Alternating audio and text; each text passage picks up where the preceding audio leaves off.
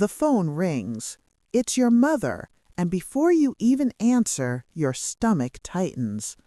You haven't even heard her voice yet, but you already know the weight of the request.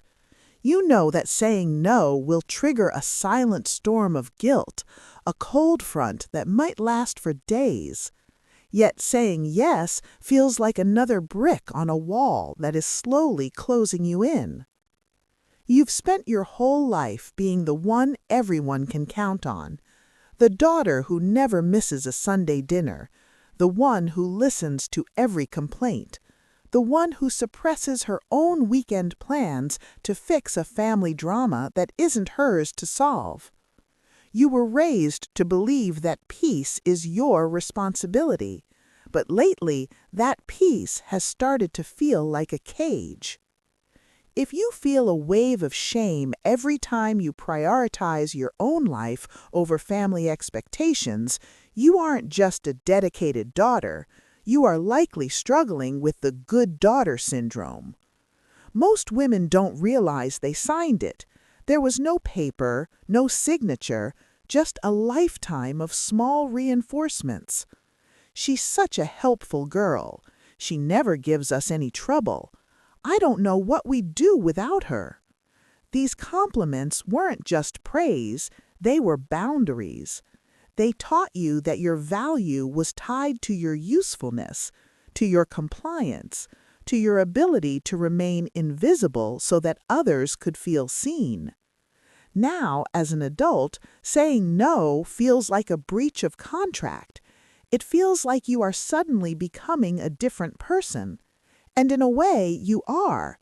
You are becoming yourself. In many families, a woman's autonomy is seen as a threat to the collective balance. When you start setting boundaries, the system reacts. It shows up as the heavy sigh on the other end of the line, the "it's fine, don't worry about us" that actually means the opposite. The reminder of everything they did for you in the past. This is emotional gravity. It's designed to pull you back into the orbit of their needs. As women, we are biologically and socially wired for connection. So when we feel that connection being threatened by a parent's disappointment, our nervous system screams. We mistake this biological discomfort for doing something wrong. It isn't wrong, it's just new. We stay in the cycle because we are terrified of the label. We think that no makes us selfish, cruel, ungrateful. But there's a difference between being a bad daughter and being an autonomous adult. A bad daughter acts out of malice. An autonomous woman acts out of self-preservation. If your family only accepts the version of you that has no boundaries, then they aren't loving you. They are loving the service you provide. And that realization is painful, but it is also the first step toward freedom. It doesn't require a shouting match. It doesn't need a dramatic exit from the family group chat. The real rebellion happens in the pauses. It's the 3 seconds of silence before you answer a demanding text. It's the "I can't make it this time" without adding a 20-minute excuse. It's the decision to stay home when every fiber of your being tells you to go just to avoid the conflict. You are teaching them, and yourself, a new language.